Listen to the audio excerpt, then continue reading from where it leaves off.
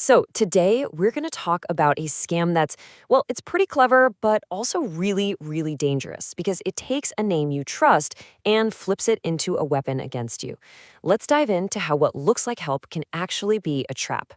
Think about this for a second. Your phone rings, or maybe a message pops up from Microsoft support saying they can fix a problem on your computer, a problem you didn't even know you had. It feels helpful, right?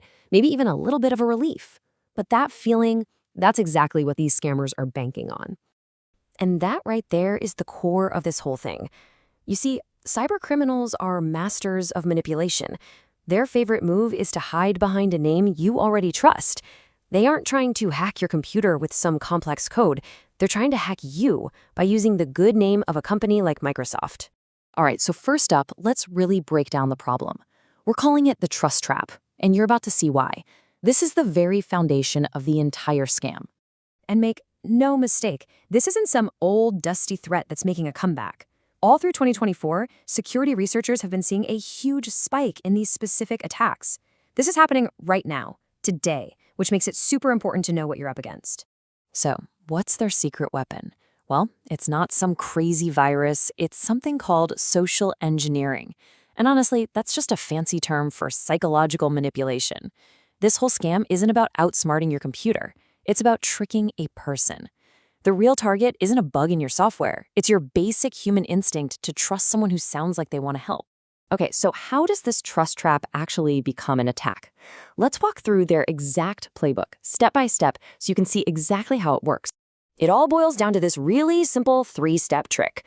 First, you've got the bait, that random call or message that seems to come out of nowhere. Then comes the hook. They'll make up some urgent problem to scare you into giving them remote access to your computer, and they'll often use a totally legitimate Microsoft tool called Quick Assist to do it. And finally, the attack. Once they're in, they're not fixing a thing, they're secretly installing some seriously nasty software. Yeah, and don't think for a second this is some kid in a basement. The stuff they're installing is the real deal. We're talking about tools like QuakeBot and Cobalt Strike. This is powerful professional-grade malware, used by major cybercrime groups to steal your data or even lock up your whole system with ransomware. And this is the really sneaky part, the part that makes this scam so brilliant in a twisted way. They aren't asking you to download some weird program you've never heard of. No, they're using Quick Assist, a legitimate remote support tool that's already built right into Windows. The very thing designed to help you becomes the weapon they use against you. Which, of course, leads us to what happens next, and this is where things get pretty grim. Let's take a look at the aftermath and the very real, very damaging impact this has on the people who fall for it. It really is that simple and that brutal.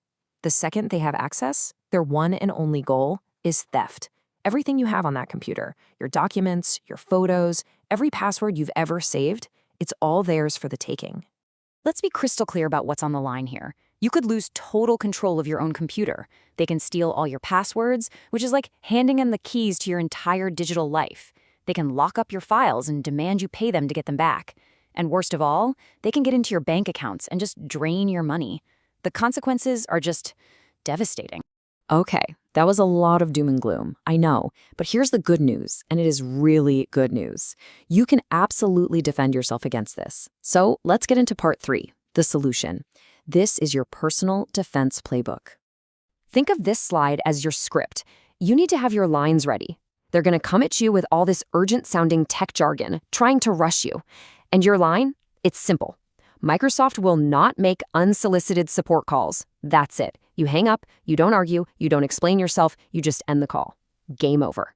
So your best defense really boils down to 3 simple habits. 1, learn to recognize impersonation. That just means being skeptical of any call or message you weren't expecting. 2, question remote access. Handing that over is like giving someone the keys to your front door. You just never do it unless you're the one who made the call to a number you know is legit. And 3, always verify. If you're even a little worried, just hang up and go find the official Microsoft support number yourself. And hey, you don't have to take my word for it. This quote comes directly from Microsoft's own threat intelligence team.